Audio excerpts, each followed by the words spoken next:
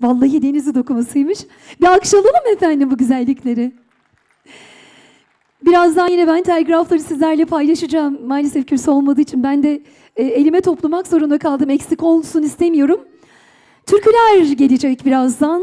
Türkü söyleyeceğiz. Türkülerle yol alacağız. Biraz sizin olacak o türküler. Biraz bizim. Biraz özün olacak o türküler. Biraz sözün. Şimdi bizim kızımız, bizim nazımız. Yüklü alkışlarla davet ediyorum kendisini. Benim bir türküm var, Seydi Kemer'den söylenen. Benim bir ağıdım var, Denizli'de dinlenen. Benim bir gurbet havam var, Muğla'da gizlenen. Şimdi kocaman alkışlarla özlenen Fatma Nur Göçmez geliyor.